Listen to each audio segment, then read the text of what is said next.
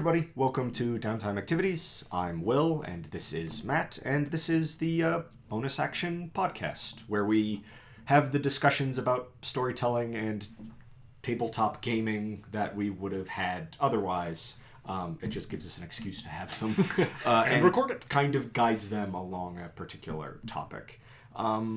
This time in particular is something that we've been tossing around a lot, and almost every time we sit down to record one of these, it's one of the ones that gets picked out of our list as a potential topic, and that's Betrayals and PvP in tabletop games, which I think a lot of playgroups have some experience with, and I think a lot of playgroups have, whether consciously or as sort of an unspoken rule, have very intentionally ignored all through their play experience. And it's something that doesn't sound like fun. It's something that just sort of sounds like a feels bad moment. But depending on the mentality that you're going into it with and the way story-wise it's being approached, it can be an excellent character moment, an excellent story moment, and it can add a lot of depth to a world, but it is something that is hard to do right.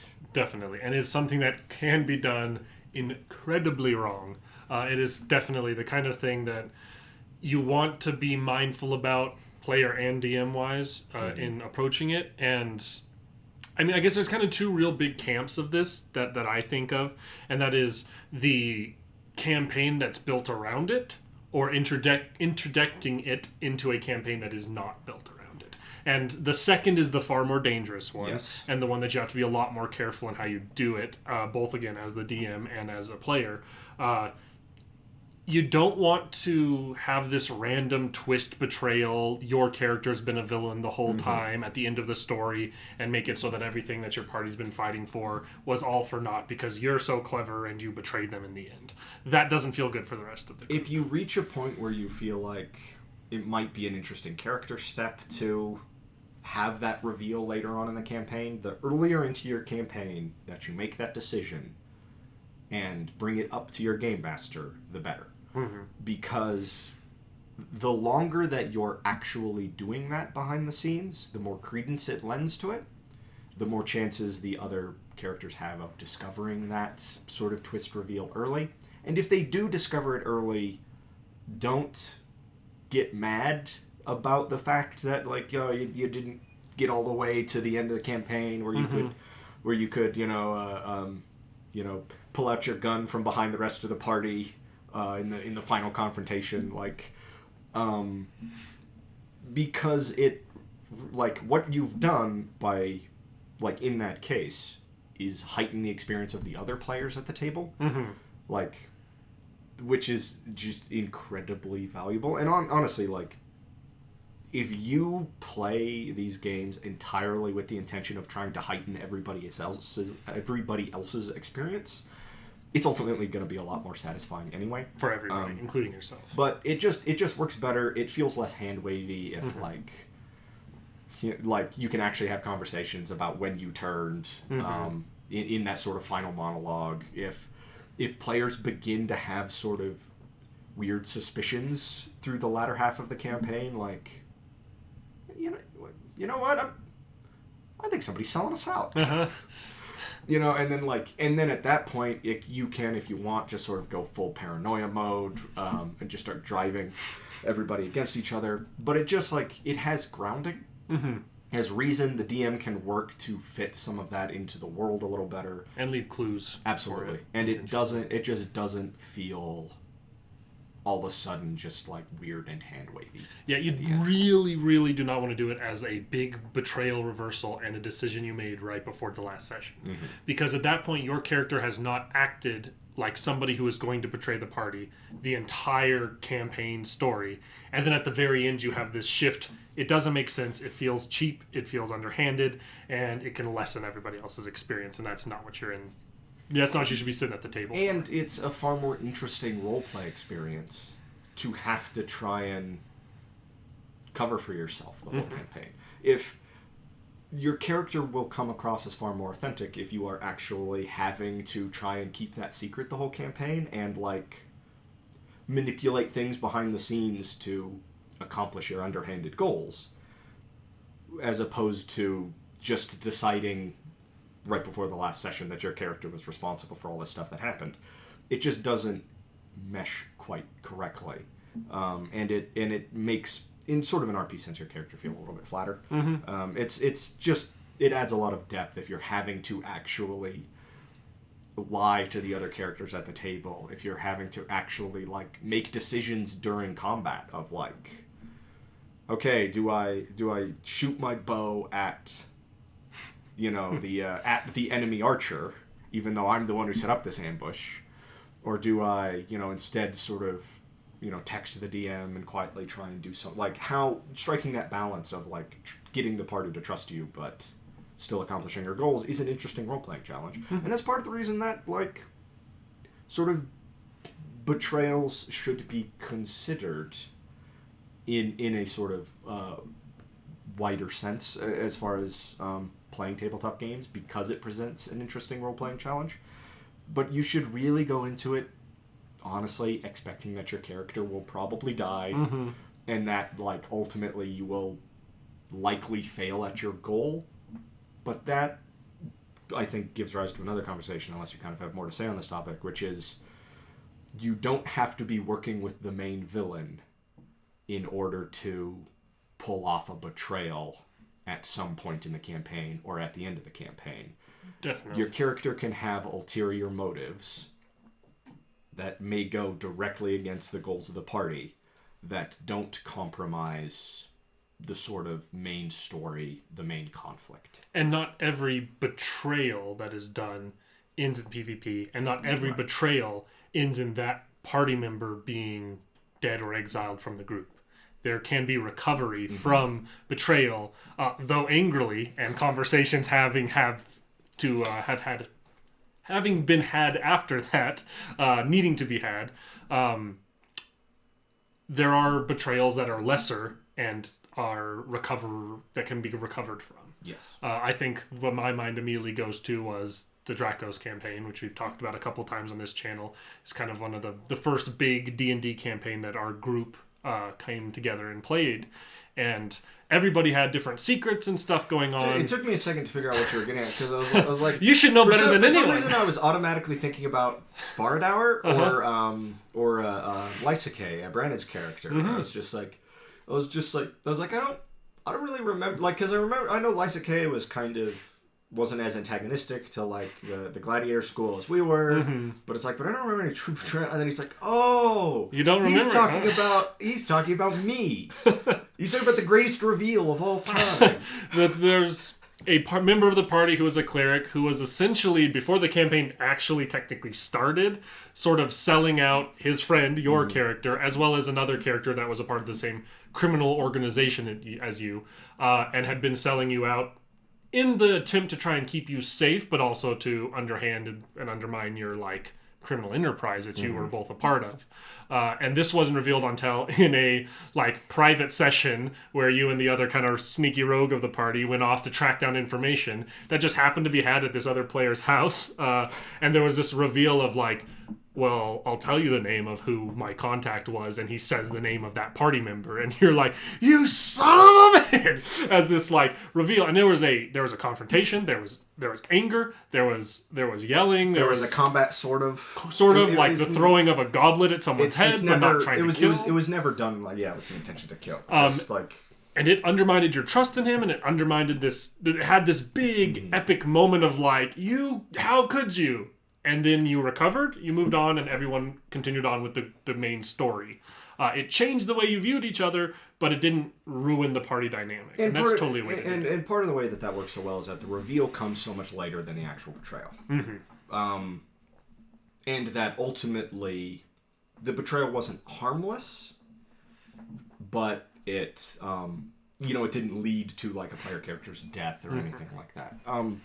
And it, so, like, by that point, like, we've been fighting together for so long, and that trust has been built up, that it's easier to recover from. Easier to forgive. From that type of event. And like, part of the reason that betrayal is interesting is because the reveal was so unexpected and such a memorable moment. And then it gives rise to this brief confrontation, but like sort of an acceptance of both sides, and it doesn't end in PvP. It doesn't end, either the betrayal or the reveal don't end in character death or anything of that nature, which makes it an easier blow to take. I think that having a betrayal that happens early and a reveal that happens late is a good way to do that because of all the time, the history, the camaraderie that's built in between those two moments. Having that betrayal literally take place before dice were rolled to it being revealed late in the campaign made it much easier to forgive and much easier to see both sides and see that the problems you're facing now are much bigger than the problems you're facing as first level nobodies in this small town. And so it comes back around really well that way. Similarly, I would say in a like more direct PvP betrayal or like kind of PvP sense, if possible, if you kind of as the DM know and see that like PvP is down the road for a character and an interaction, or at least the potential for it is, building up to it and not having it be sudden helps lessen that blow too.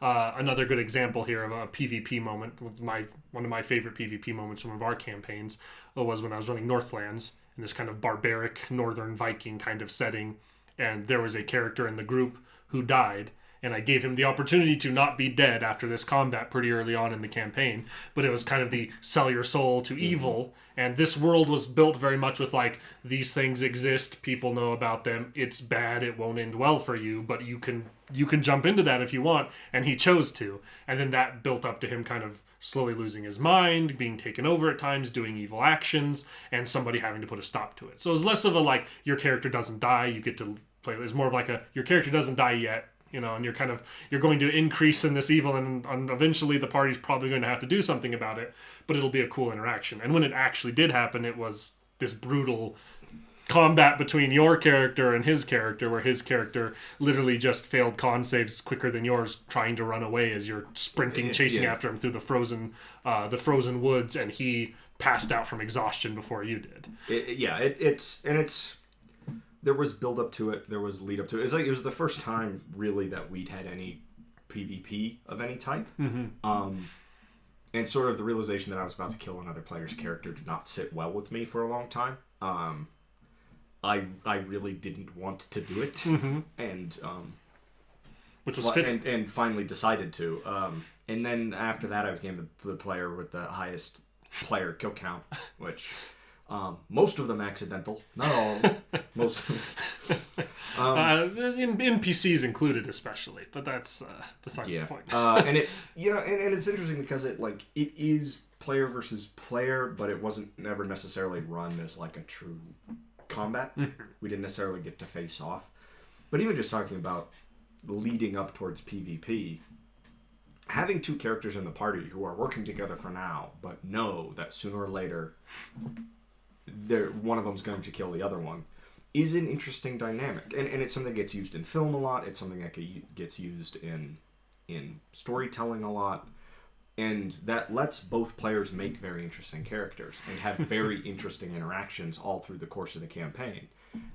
But knowing that there could be only one of these days, when this is over, you and I are going to finish this. And both characters and both players being okay with that makes the whole campaign very fascinating, because they're working together. Maybe they're choosing to save each other at times over the course of it, but they're always preparing for that. They're always paying attention to what the other player is doing, what their spell selection is, what skill, what they're capable of doing, where their weaknesses tend to fall.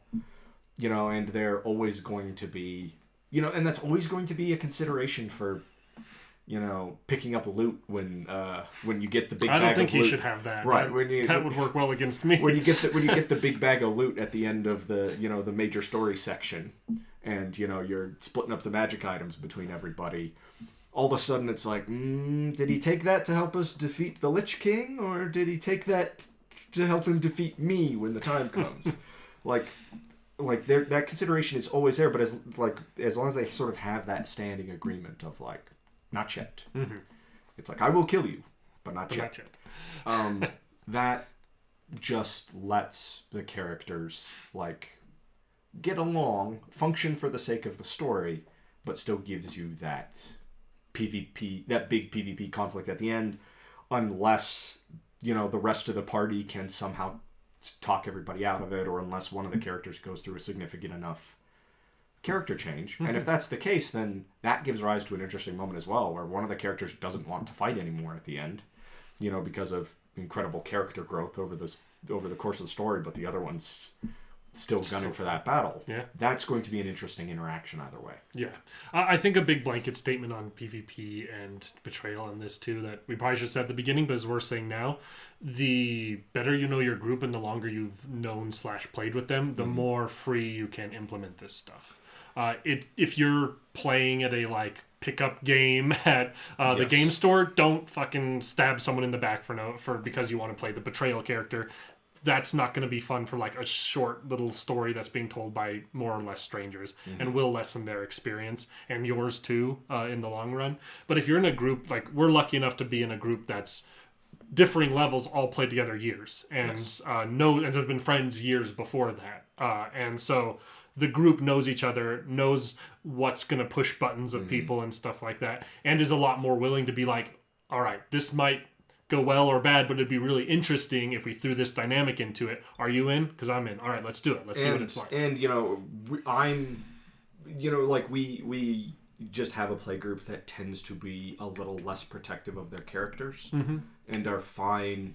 You know, and really, by and large, I'm a huge proponent of, like, not forcing character change on players, especially as a game master. Like, you are controlling so much of the world, but the players get to control their players, and you, as the game master, can't influence too much control over them, because all of a sudden it's not them playing a game anymore. It's the game master's novel, and they're just rolling the dice. And that's no fun. That's part of why we play tabletop RPGs, is to make a character and see how the world affects them and how they affect the world.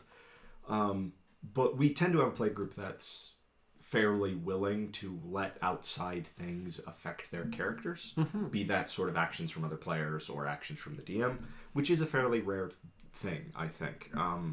You know, we tend to be less protective of our characters in that sense, which is why we're, you know, quite often fine with some sort of PvP elements or sort of Betrayal elements coming up when they do, because, you know, at the end of the day, it's, ooh, what character am I going to play next? Hand me that whole stack of rule books over there. Let me see what I can figure out. I got 6 ideas. It's like, I really enjoy the vast majority of characters that I've played, but that never detracts from the enjoyment of playing a new character in either in the same campaign or in a new campaign. So, like, losing a character to PvP isn't the end of the world for any of us, and that tends to help. That tends to help the whole dynamic. And honestly, really one of the best things you can do is kind of make it part of your social contract. Yeah. When you're sitting down and you're talking to your players and you're talking about what's acceptable at the table, what's acceptable in the game, you know, stuff that people don't want to see or don't want to have to deal with, you can make it a blanket rule to have no sort of betrayals, to have no forced PvP like that. You know, if both characters join the same arena fight on opposite sides, knowing that neither character is going to die, that's a little different. And, by the way, that is an excellent way to just run little PvPs and get the PvP experience without long-term consequences for your big campaign. But make it part of your social contract. Even if making it part of your social contract isn't a guarantee that there's going to be betrayals or there's going to be PvP, it's at least just making sure everybody is fine with the possibility of something like Betrayals or PvP end up being a part of it. Like, no guarantee that's going to be a part of it. That's entirely dependent on what the characters decide to do. But if everybody's strongly averse to it, that's an easy way to know, like, even for other players to know, like, all right, like, this isn't the game for us. Right. We're staying out of this. We're all sort of in this together. And I think another big takeaway for being the person starting a betrayal or doing any PvP, being the kind of ignition to that, being the person who starts those kinds of things, is make it meaningful.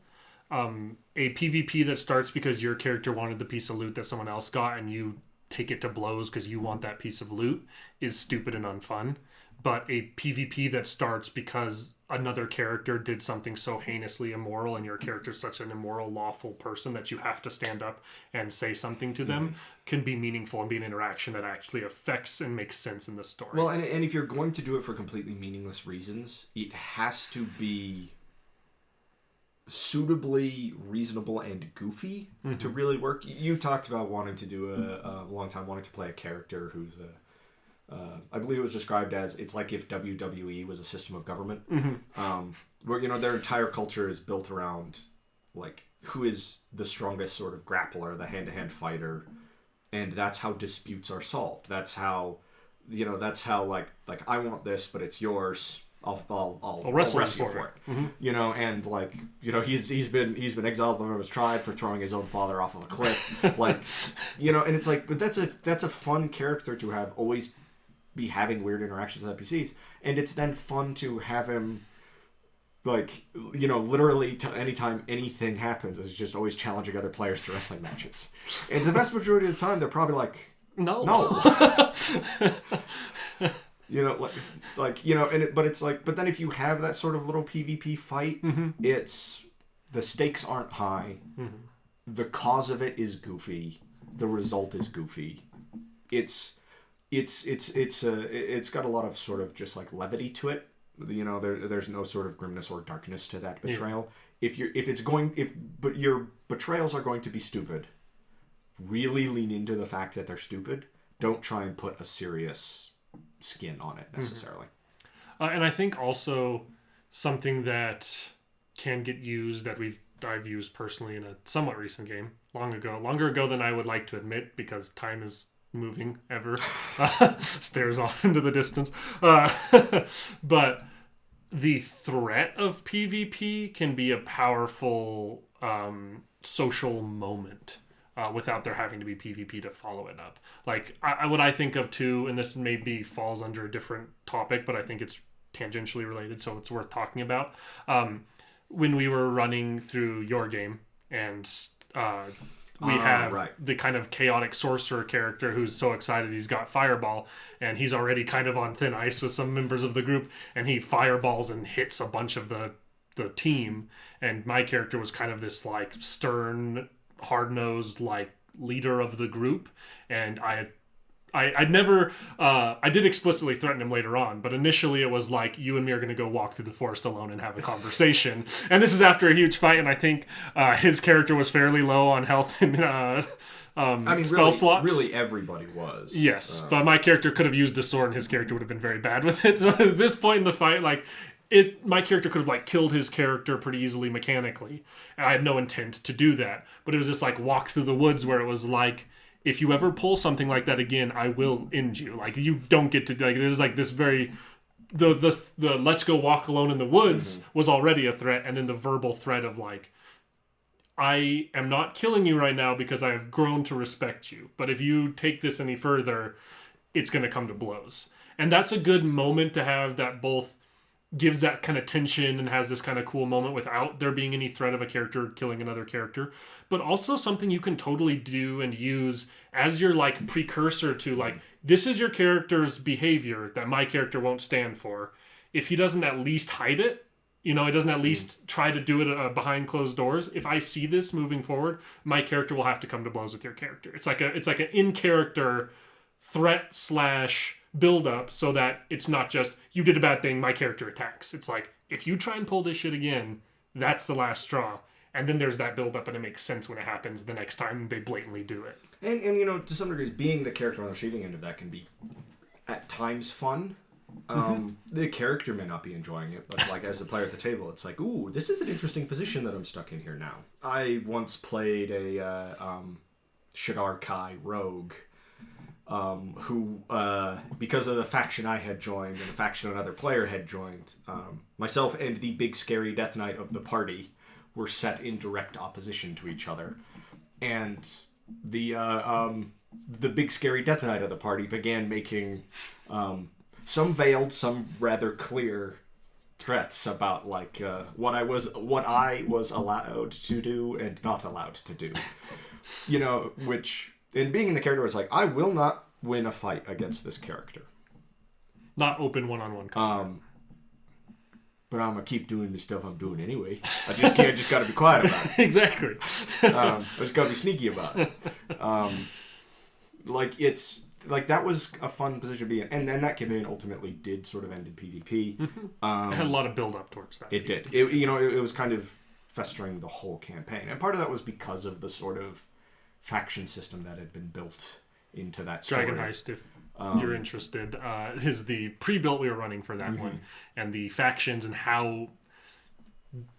I don't think that they intentionally built Dragon Heist as a PvP encounter ending kind of storyline, but it's very hard for it not to be unless players play a lot of kind of morally aligned group of characters. Like, I leaned into it more because I was having fun and it seemed like it was making a cool different mentality on the story to begin with.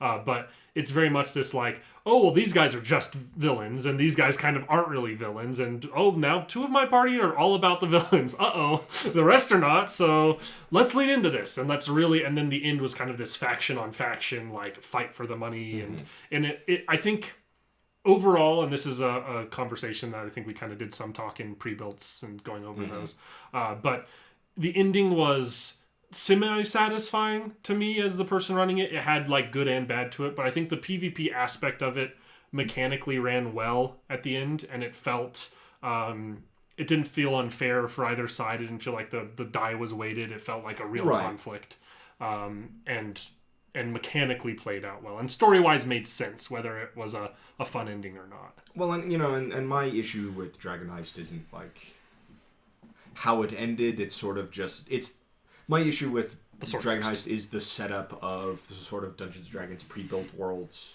period. But, like, that didn't detract from... And honestly, in that case, elements of that pre-built world fostered that PvP fairly well. Rarely is PvP going to be entirely unexpected.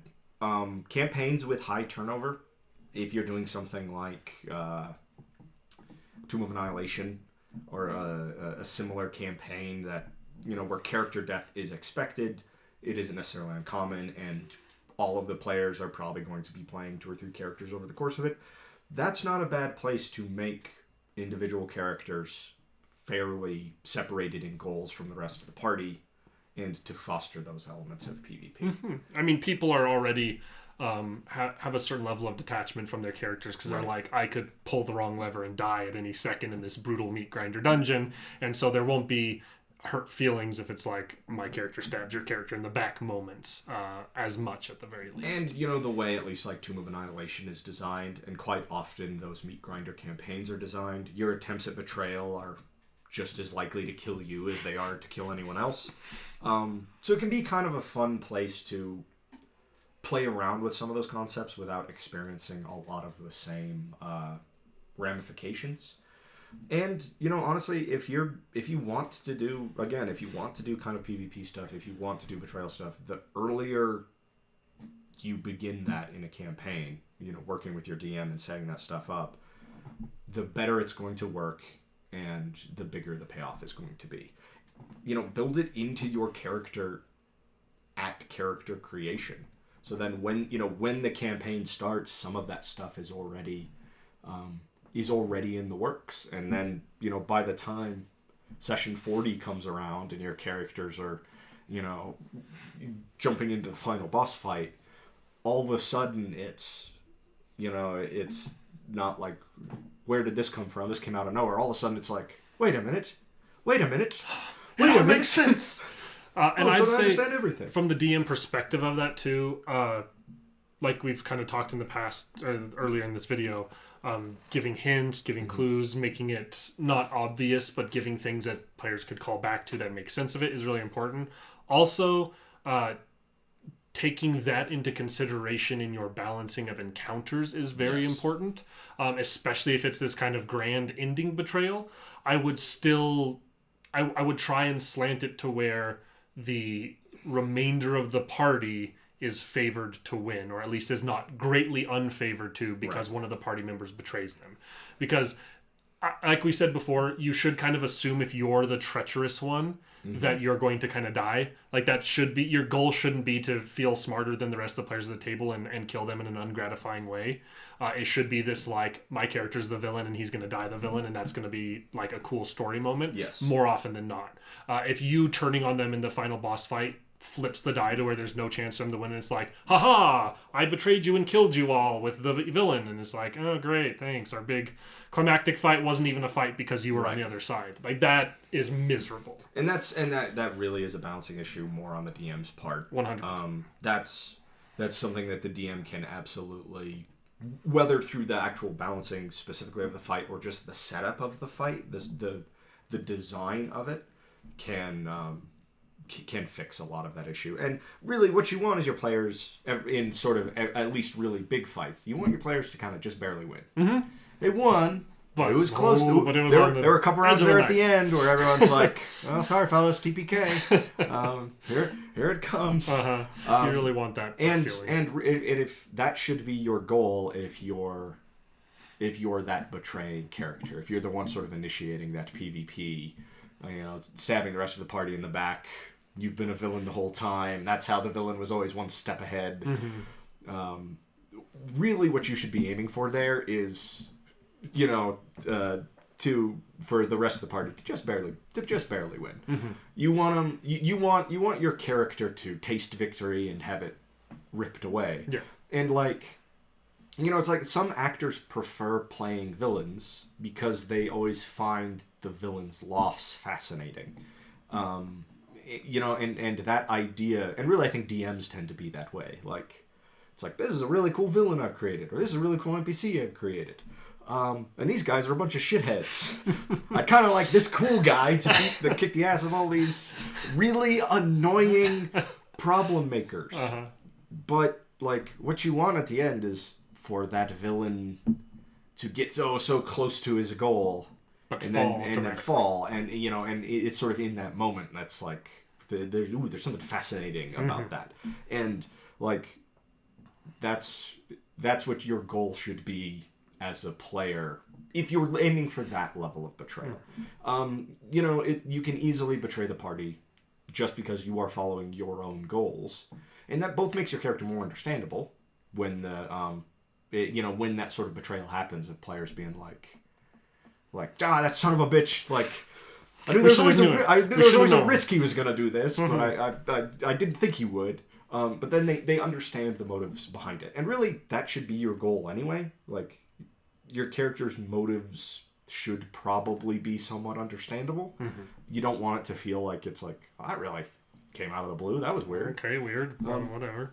And really, like, I know a lot of people in D&D podcasts probably bring up stuff from, like, Critical Role, but John DiMaggio stealing the Hand of Vecna at the end of that campaign, like, that's a betrayal that doesn't necessarily sacrifice the story of the campaign, and like like in like the defeat of the main villain, it is just a character with their own agenda betraying the party in a like way that you can kind of see coming because of the type of character they are, but it's not like, it doesn't risk breaking the story that's been told. No. And it's very D&D characters, Savage Worlds characters should have goals, should have motives, and like characters, and they don't always have to be connected with what the group wants, and those can give rise to interesting and quite often forgivable betrayal moments. Yeah. I think that we're big proponents in general of playing narratively. Yes. But when you are the treacherous one, you have to play narratively over optimally. Because if you're the person who knows this treachery is going on, that doesn't mean you have to play stupid, but you trying to do everything within the confines of the rules to slate yourself for a successful treachery is not going to turn out as interesting as making a very cinematic and interesting treachery. Right. And playing that narrative way, whether your goal is successful or fails in the grand, like in the truth of it, like whether you succeed at what the goal is or not, a really narratively focused one that makes for a good story will land a lot better with everybody. And also, oftentimes, if your treachery's success condition is you achieving, like, gaining access to something, information, the Hand of Vecna, some artifact, if your treachery is based in that and not in the death of the rest of the party, that also helps that treachery land softer. If his goal was, I get the Hand of Vecna and then I try to use it to kill everybody, that doesn't feel good. But him taking it and then snapping the finger and disappearing is like, oh, he got this, so now we have to track him down. Like, now it's new narrative. Yes. It's not you ending their story. It's you adding on to it in a very interesting and story-driven way. And that's really the mindset you need to have as the traitor character. It's not, I'm smarter than everybody else and I'm going to trick them. It's, I'm going to add this really wild, twisting story path to our campaign. You know, and it doesn't mean that there's not a space for cleverness. Of course. Or playing, you know, or trying to really play other party members, either against each other or just like... You know, like, if players who have that moment of, they played us like a damn fiddle, like, but it's not because now we're all dead. Yeah. Like, that is a great moment. If your game somehow heavily relies on, like, making contracts with, like, demons or celestial beings, and that's, like, the whole point of this campaign is maybe you need a certain number of them, or for some reason these contracts are important to the story at large. Being that betrayal character and carefully wording those contracts will have an amazing payoff moment at the end of the camp. You know, near the end of the game, where all of a sudden it's like, wait a minute, he was the one writing the contracts all the time, and he worded all of them so that we wouldn't notice, but they're done to his advantage, and they're done to accomplish this. And it's like, all of a sudden it's so obvious. How could we have let him get away with this? And that lets you feel clever for, like, you know, sneaking it past everybody, but it's not you just doing it to murder the whole party. Like, there's absolutely a space, and really, you should be trying to do some of that. Try and set stuff up just really far in advance. Try and pull off the ridiculous Ocean's 11 behind-the-scenes setup of Betrayal, of, like, all these weird little innocuous things being done a specific way or worded a specific way, having a much bigger payoff later. Like, and if you know the rest of your play group really well, and like, okay, if I, as the artificer, if I give this guy the magic shield, and I tell him it's got, you know, this power and this power, he'll never use the second power, because I just know him as a player. But he'll try and use it on me when the betrayal happens, and that's when, it'll get him. But you, like, you know, and that's a big risk, because maybe he'll go, fuck it, and use the second power, and then suspicions will start to build. But that also puts you in an interesting space narratively. Yeah. Again, play narratively as the treacherous one of the story. Don't play optimally. The treacherous one. The treacherous one.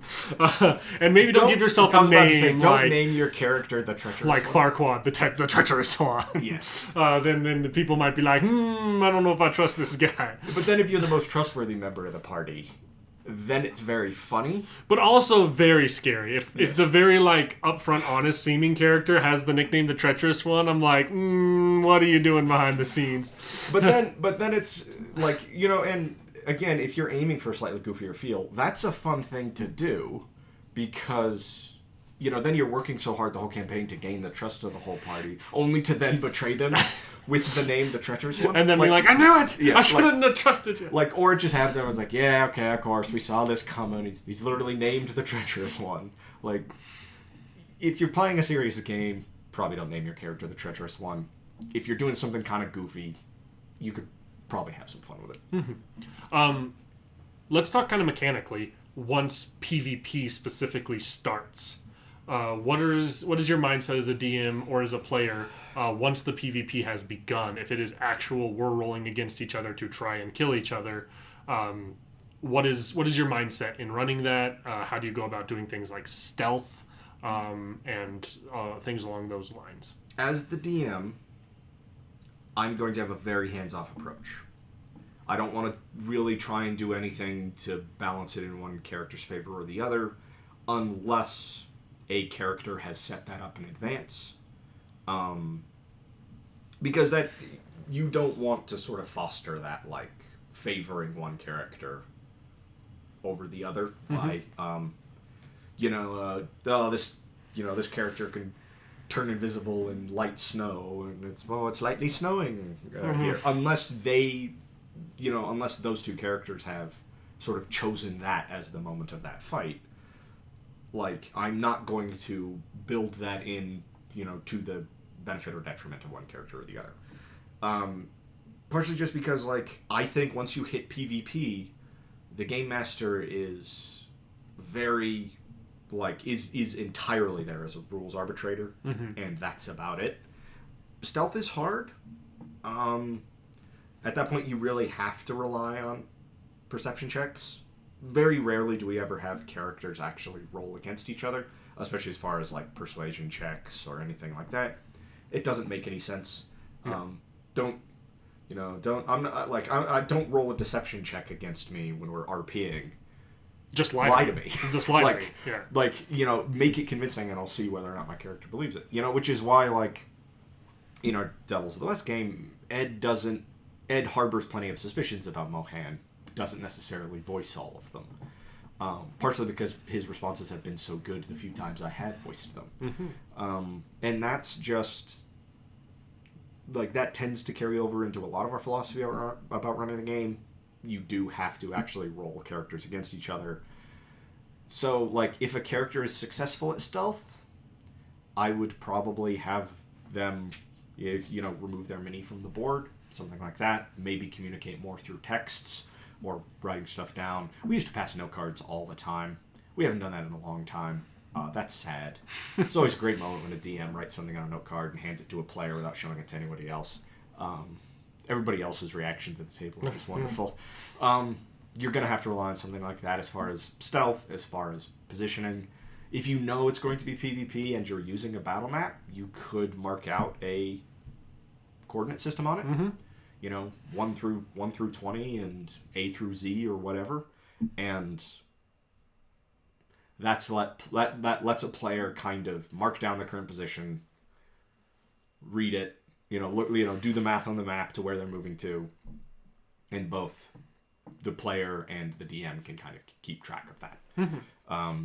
That's probably how I would run stealth. You're going to have to actually rely on perception checks. And again, like, it has to be reasonable. Yeah. You have to follow the rules still. Yes. A player can't just, like, two players can't just be facing off and then one character dives into the snow and completely disappears. Unless they have a burrow speed. If you're interested in how that works, check out the help action. There are always ways around it, but you have to follow the rules. You have to be reasonable. And you really have to run those combats slower quite often. You have to be more thoughtful about it. You have to be kind of tighter, slower and tighter, I feel like. And if you're one of the players involved in that, don't be quite so vocal about what you're planning until you're doing it. Just even, metagame aside, like, players are, like, if two players are fighting each other and they're both just talking about their strategies out loud, as much as they want to try and disconnect that from player knowledge, it's not going to happen. If you, like, want to make it as interesting a fight as possible, mum's the word. And, like, PvPs are interesting because by the time they tend to happen, players have spent so much time with each other that they kind of know the tactics the other person favors. They kind of know the abilities they have, the spells they have, the weapons and equipment they have. And that makes for very interesting sort of chess game combats quite often, as far as really trying to outplan the other person and, edge as much advantage out of it. It's statistically, balancing wise and stuff like that, there's nothing you can do apart from what's been done, and as the game master, there's really nothing you should do. I think that the other question there is, as a player, apart from, like, strategically what you should do, thematically it kind of comes back around to, like, who are you in this situation? Are you the person being betrayed, or are you the betrayer? And as the betrayer, what is your goal? And playing it as a individual with a goal in mind that you're trying to complete, not as a video game character who is trying to use the optimal move set to kill the other enemy. If your goal was to steal this artifact for yourself, but another player has interposed themselves and now this is a combat, your goal shouldn't be, I'm going to do everything I can to kill this character. It should be like, I'm going to do everything I can to make this character out of my way so I can get this and get out of here. And it's characters unwilling to kill are far more interesting characters. Mm-hmm. Like, you know, your characters, by and large, tabletop RPG characters jump very quickly from everything is okay to murder everything that moves. That's just kind of a detriment of the way these systems are built, and the way a lot of people run games, and a lot of people play their characters of just like, I mean, I've certainly been guilty of it. We've all certainly been guilty of just like, I guess I kill him. He's in my way. He dies. But especially characters who've been fighting together for a long time, it's much more interesting if they're somewhat hesitant to kill each other. Like, I'll do what I can to put this person out of my way, to incapacitate this person or whatever, but like I don't want to kill this person unless I have no other choice, whether that's the betrayer or the betrayee. Mm-hmm. You know, like that gives rise to interesting conversations. That gives rise to interesting moments in the midst of that combat. And if, as the betrayer, like, little example here, if your goal is to steal some item that the party has gotten, and like that's the thing you're wanting, but it's on somebody else's person. If your betrayal is to attack that person, you have that final blow that's like, this is the blow that would take them out, and you say, I choose to deal non-lethal damage, and when they wake up, that item is gone. Then it shows that like the adventuring we've done hasn't been for naught and hasn't been meaningless. Like, this character still cared about your character. They cared about their goals more. And now this is a villain or a thread to tie up at the end, but you don't have to remove somebody else's character necessarily, just arbitrarily, because it's not part of your task. It's just on the road of your task. And really, I think that character waking up one morning and finding the item missing and that party member missing is much more interesting than it coming straight to blows and him grabbing the necklace and taking off into the woods. Like, that's just ultimately a less interesting betrayal than like, oh, he stole it and ran. And leave a note behind. Yeah. Leave something behind, like the don't follow me. Where I'm going, you shouldn't follow. This is something I had to do. I hope that you'll grow to forgive me kind of letter is left behind. The ravings of a madman. The ravings of a man who's got to do this thing. But like that, reading that as kind of the goodbye to your character, at least the goodbye until we see you as a villain down the line or whatever, for your character. And if you have a moment like that, that character doesn't necessarily ever have to show up again. If you want, you can run the rest of that story as, you know, in like one-on-one sessions with your DM, if they're okay with that sort of thing. But that's an excellent opportunity to, like, this character has accomplished what he was here to do. He's checked that box. He's checking out. You run into a drunk bard getting thrown out of the inn in the next town you run into. And all of a sudden you've got, you know, a new character with their own goals, with their own flavor and style, and you're just sort of on the road again, you know? And if it's a group you trust and a DM you trust, it's also an opportunity to take that character sheet and hand it to your DM and be like, here's a villain. Like, my character was a villain all along. He betrays the party in some way. And now you can use these stats as is, or turn these stats into something else. And I trust you to do it well with the story I've built and given the character I've given you. This is now your NPC to use down the road. Well, you know, and again, even if, you know, this character has left this campaign, they're not going to show up again. That's an excellent NPC for another campaign set in the same world. Like, you know, where it's like all of a sudden what they're after isn't quite so at odds with the rest of the party. And it's a gratifying moment for, you know, for the player who was playing that character to run into that NPC or to hear rumors about that NPC. Like, it makes them feel remembered, and it makes them feel like they had an effect on the world. And like, coming back to existing D&D worlds can be a very difficult thing to do, but it can be an extremely gratifying thing for your players. And if you've had Betrayals or PvP as part of that campaign, it's going to make the return to that campaign so much more interesting.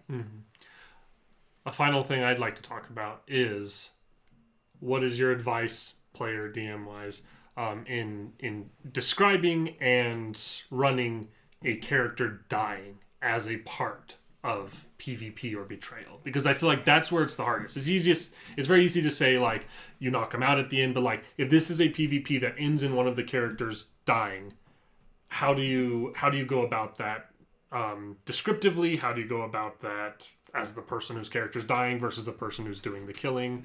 What's your advice there? I feel like that's the tricky part. Brother has awoken. He's just gonna start spitting out paper. It's, I think you can either, as a DM, try and step into that situation to make sure it's as kind to both parties as possible. I think depending on your play group, you're on the risk of, like, the player who is victorious just really being an ass about it. Our play group, that's not really going to be an issue. So if you have a good play group, you can let the characters kind of decide what that looks like. Whether there's sort of last words, whether there's sort of any exchange there at the end, or like sort of the exact method of it. With good narratively minded players, you can kind of just let the people involved in that, handle that, and it will be very satisfying for everybody involved, and it will be very interesting. If you don't really trust your players to do that as a DM, like, you want it to be as fair to both players as possible. Obviously, like, one has won, and one has lost, and one of them is dying. That doesn't mean that it needs to be a, like, disgraceful death, necessarily. You don't necessarily want the villain to have this, like, super triumphant death. When he's been betraying the whole party, the entire campaign, and, it's finally come to a head, and the rest of the party has killed him. You don't necessarily want it to be an insulting death, unless that's what that player wants. And honestly, like, quite often, as we mentioned before, PvP rarely comes up unexpectedly, and betrayals in particular rarely come up out of the blue. So quite often what you can do in that case, especially since a player has made the decision to betray the party, you can take them aside before that session or earlier in the campaign and have a conversation about, like you need to understand that, like, when the time comes that you're, like, betraying the party, because of what you're trying to do, they will probably kill you. What do you want that to, if that happens, what do you want that to look like? What are some kind of considerations here and stuff? And you can kind of work some of that out in advance. And that's kind of as a benefit, because it feels a little bit more polished when it finally happens. Like, and that makes the players feel like, oh, okay, this was supposed to happen. The DM and this player were prepared for it, and we're working together on this thing. Like, we've won, we've done what we were supposed to do. Like, that kind of just helps put them at ease a little bit about that. The big advice is really the big advice about tabletop RPGs across the board, which is don't be a dick.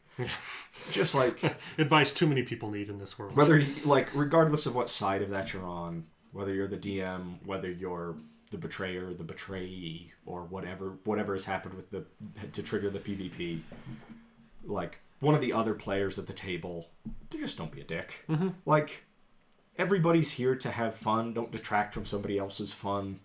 Just, like, work some of that stuff out together. It's like, even if you're kind of breaking the fourth wall a little bit to work some of that stuff out, it doesn't matter. It's ultimately going to be a little bit more satisfying if you do. Yeah, I think the big advice for this is something that we'll dive into in a different video, and that is just, if a character dies, make it meaningful. That doesn't necessarily mean that no character can die in a non-epic way. Right. It just needs to be a meaningful non-epic way, or at least one that leaves everyone involved feeling satisfied in the way it happened. Don't make it cheap. Don't make it quick. Don't make it like, oh, you're dead.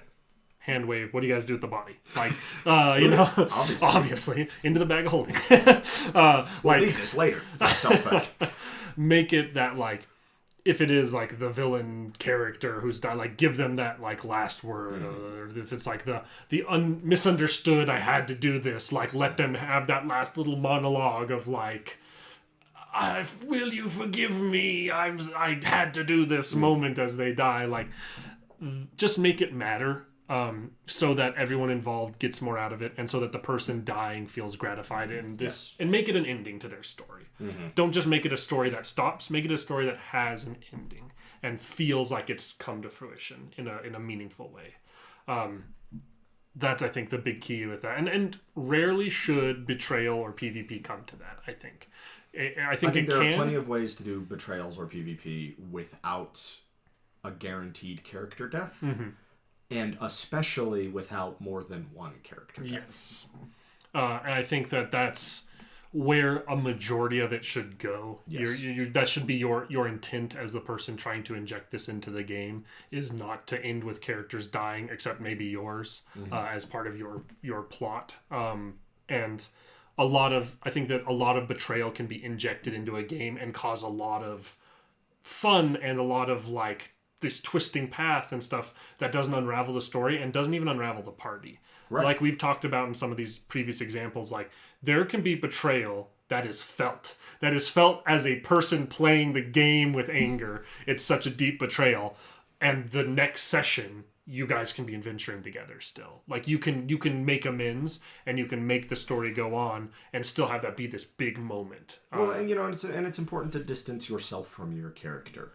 You know what I mean? And to distance other players from their characters. To remember that, this person sitting across the table from you is this friend of yours you've known for years and not this asshole he's playing. And like, let there be that separation there. And it makes it easier to gloss over when you have to. And don't be proud of your chance of success with your plot.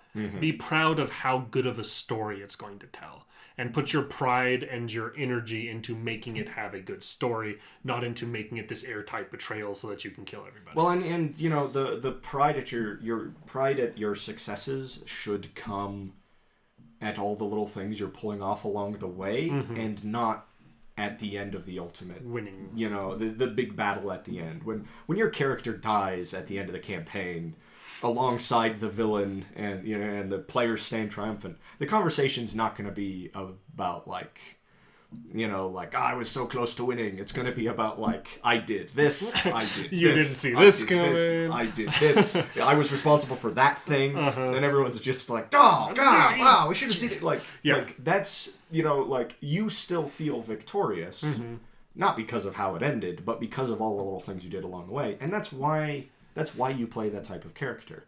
Play that type of character expecting the party to kill you at the end, or imprison you at the end, or cast you adrift in the astral sea or whatever. But, who knows what parties will do. Yeah. Lock you in a pocket dimension, probably. But, play it for the series of events along the way. If you're having to talk yourselves out of corners along the way, for the little victories and the little failures that happen over the course of the story. Like, that's why you do it. It's leading up to the big betrayal reveal. But don't do it if you're going against the party in that way. Don't do it expecting to succeed. Yeah, I think that's unless there's something else you feel like talking. I feel like that's a pretty decent place to stop. A quick call to action: if anyone makes it to this point and has a good story of a betrayal or PvP gone right, I would love for you to put that down in the comments. I'm afraid that just about everybody who has played, who hasn't been lucky enough to play with like a core group for a long time, has probably run into the horror experience of like, this asshole did this and it was unpleasant for everybody. That story's a dime a dozen and I don't want to hear it. If you really want to put it down there, you can. But I want to hear a positive example so that people, because it's easy to find the negative example and just avoid the thing altogether because you see negative. But I'd rather hear the ways that this has gone well and has been gratifying and good, and so that people can extract that and use it in their own games. Well, and part of the whole point of doing this podcast is like, like we've got a video series about the like raw statistical mechanical breakdown of how stuff in Dungeons and Dragons works. But the whole point of this podcast is like, how do we run better games and tell better stories? Betrayals and PvP can absolutely tell better stories when used correctly. We don't want to, but like literally anything, it can be used to tell bad stories. Yes. And I agree. That's not what I'm interested in hearing. I want to hear about like the times it's worked, the times it's paid off, because it totally can. And avoiding it wholesale because of a handful of horror stories, ultimately, I think, causes it's a detriment to running tabletop RPGs as a whole, and to the type of characters people can make, and the type of stories that can be told. At the end of the day, that's what we're all about, is telling more interesting stories with more diverse options and things in our toolbox to tell those stories with, collectively as a group who is all enjoying the story being told. Hope you found this useful or interesting, and we will see you / speak to you. You might only hear us, depending on your preferred method, in the next bonus action.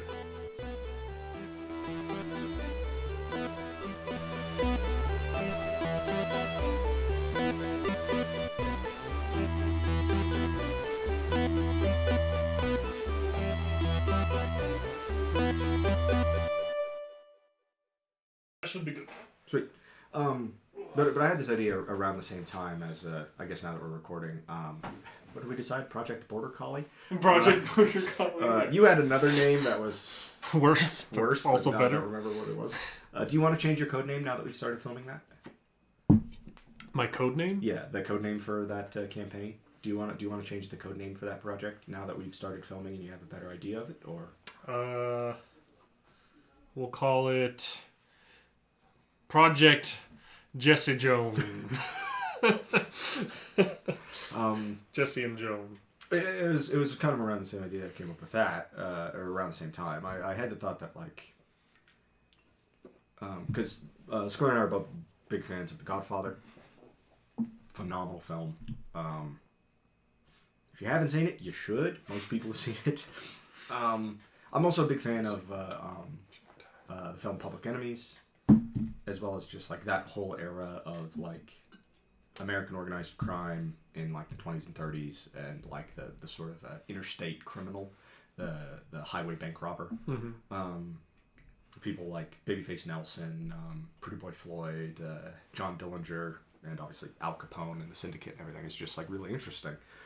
I thought it'd be really cool Bonnie and Clyde. I thought it'd be really cool to run a campaign where it's like 3 or 4 players as the criminals, whether they decide to be the sort of interstate bank robber type characters, or whether they decide to be doing the sort of Godfather thing of building up this like organized crime family, and then at some point in that campaign start running a couple of other players as Bureau of Investigation agents trying to take them down, because then it becomes this really direct conflict of like there's a very real chance that at some point, one of the the Bureau of Investigation agents or whatever cut a deal with one of the members of this crime family, and all of a sudden like he's starting to sabotage their operations or give over information or whatever. Be an inside man. Or they pay off one of the Bureau of Investigation agents, and all of a sudden that becomes part of kind of both campaigns, is like this interaction, and it like almost certainly ends in direct PvP. And as well as just like if the crime family decides it's like, okay, we got to kill this politician, how they do it directly affects the information that the agents have like during their investigation. And it's just like, it sounds like a fairly complicated thing to run, not necessarily as complicated as starting everybody individually, and like filming it would be a little bit easier. It's like the running it that'd be complicated. But it just sounds like kind of a neat idea. Savage Worlds is an excellent system for that. And it just sounds like a lot of fun. But it's like to me that's building a campaign specifically so that you get some level of PvP. Our current Savage Worlds, the campaign we're running, and sort of the next 1 or 2 we have planned, don't necessarily foster that direct PvP all that well. But then again, a lot of D&D campaigns don't either. So. Yeah, I think mechanically, the hard thing I'd have with PvP in Savage Worlds and you run into this in any game system, but in Savage Worlds especially, I feel like there's more characters who are skill focused and not combat focused. That's fair. That like you can really lean into building a character and not feel useless at all as that character. No, Savage and Worlds be does more or less useless. Savage in Worlds combat. does a very good job of that. Whereas D&D, like pretty much every character is going to be competent in combat. I mean, you have like more supporty or healery casters and stuff, but overall, every spellcaster class gets some damaging spells. Everybody gets some weapon proficiencies. Yeah, like the current group, I mean, everybody can murderize pretty well, just in their own particular ways.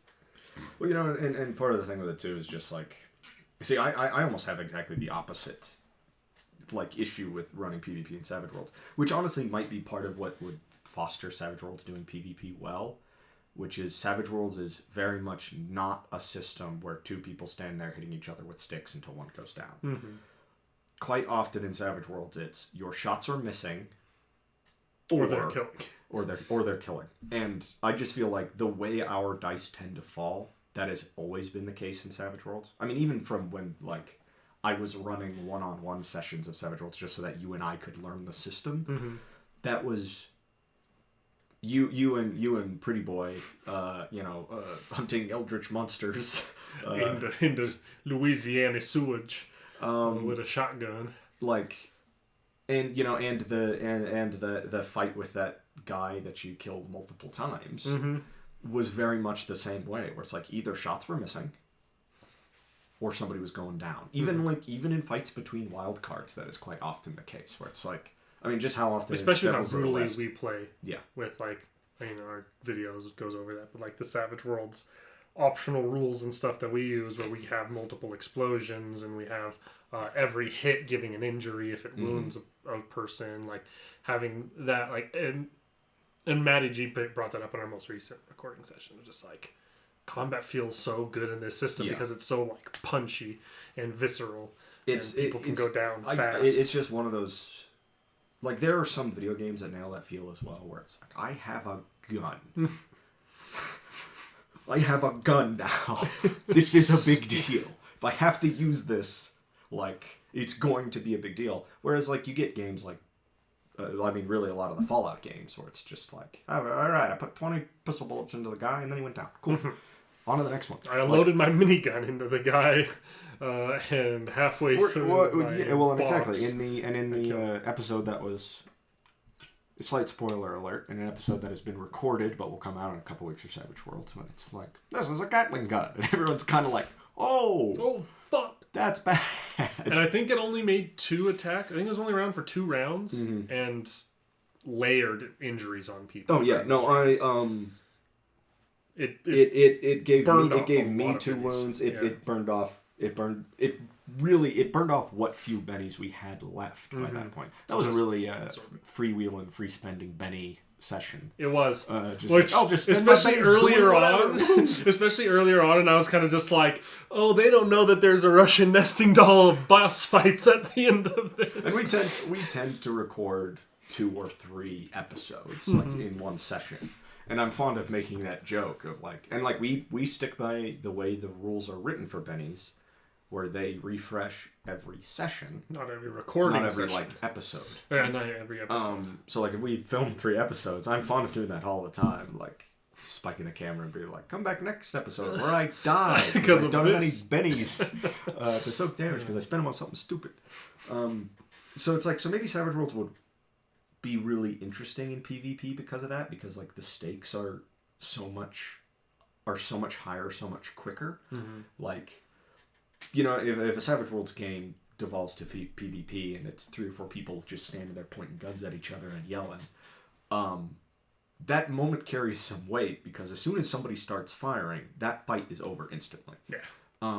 Like, it's not like D&D where it's just like, all right, now we stand here and hit each other for the next 10 rounds. Well, you constantly cast healing spells and I constantly cast my big fuck off damaging spells, and it goes back and forth until somebody wins. until somebody's dice have been bad enough for long enough that somebody wins.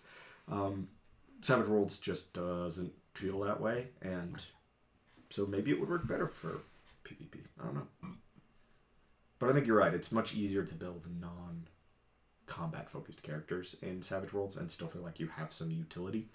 I guess in terms of like a really cool PvP experience, Savage Worlds I think would lend well to like a very visceral, brutal, real PvP experience in a like, this is obviously a lie, but quote unquote like fair, balanced, like combat game simulation sense. I feel like D&D is better suited for that, in that like in a like straight 1-to-1 gunfight between two characters who are built for combat in Savage Worlds, there's a decent chance that like whoever wins the card draw, and if they roll well, they'll just like instant. I mean, they'll burn through a bunch of bennies, I guess, depending on how bennies come into it.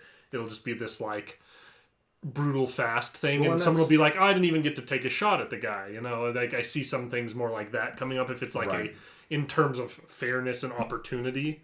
But at the same time, you could be in D&D and it's like, my fighter will get a spell cast on him to mind control him, and then he doesn't do anything. He doesn't fucking jumps in the lava or whatever. Right. Because that works. Because I didn't stat my character for wisdom or intelligence. Saves, I statted him for AC and health. Yeah.